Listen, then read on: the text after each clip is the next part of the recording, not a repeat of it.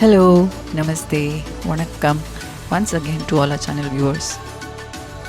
Folks, we are today taking you to Tipu's fort located in Devanahalli. So we are adding one more destination to our travel log souvenir once again in our electric bike Okinawa.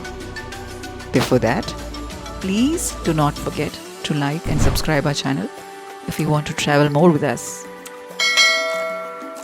This place, known for its historical significance and archaeological brilliance, and located on the outskirts of Bangalore, about 37 kilometers north of the city centre, near Devanahalli district, on the Hyderabad highway, is this beautiful fort.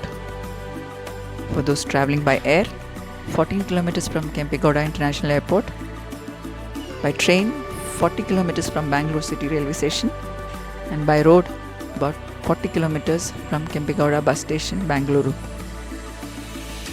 The fort boasts of 12 semicircular bastions, each with a gunpoint view and a spacious battlement.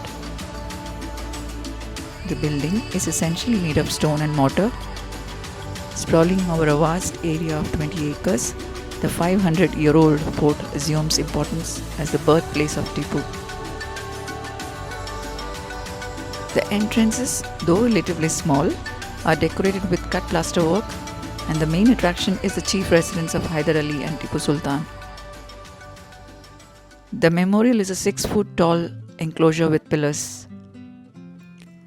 As we walk along the fort walls on the inside, we get to see a lot of residents of several families inhabiting the place. Tipu also renamed it as Yusufabad, the abode of Yusuf, the finest man, but which never got popular. The fort finally fell into the British under Lord Cornwallis in 1791 during the Mysore War. Tipu Sultan was born in Devanahalli in 1750. The birthplace of Tipu Sultan, located very close to the Devanahalli fort, is just a small pillared enclosure with a stone tablet, which declares the place to be the birthplace of Tipu Sultan. The area around the enclosure is known as Khasbagh.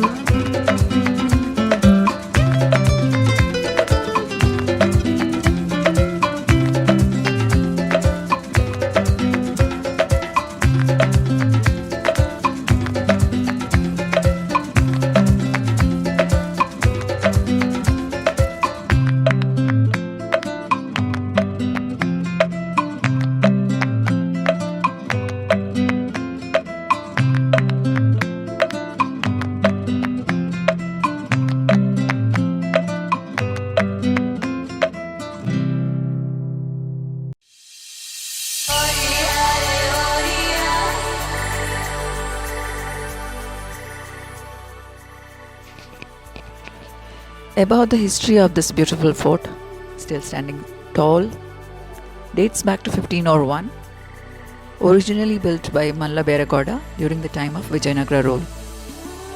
This remained in the hands of his descendants until the mid-18th century. Malla Bera constructed the initial mud fort with the consent of Devaraya and Devanadoddi, which is the previous name of Devanahalli. In the late 18th century, Hyder Ali reconstructed the fort in stone, resulting in the current structure. The story goes like this. It's when a family of fleeing refugees from Conjivaram, the modern day Kanchipuram, camped near the fort of Ramaswamy Betta, located east of Nandi Hills. Their leader, Rana Beregoda, was apparently directed in a dream to set up a settlement in this region. He and his Morasu Kalu family settled in a small village Ahuti, which was later known as Avadi. His son Mallabera Gowda founded Devanahalli, Chikkaballapura and also Doddaballapura. Kempe Gowda, the founder of Bengaluru city, is also from Morasu Kalu family. Devanahalli was a part of Gangavadi and later came under the rule of Rashatrakutas, Nolamba, Pallavas, Cholas, Hoysalas and eventually the Vijayanagara rulers. In 1747 AD, the fort passed into the hands of Vodiyars of Mysore under the command of Nanjaraja. It was conquered many times from the Marathas and later came under the control of Hyder Ali and Tipu Sultan.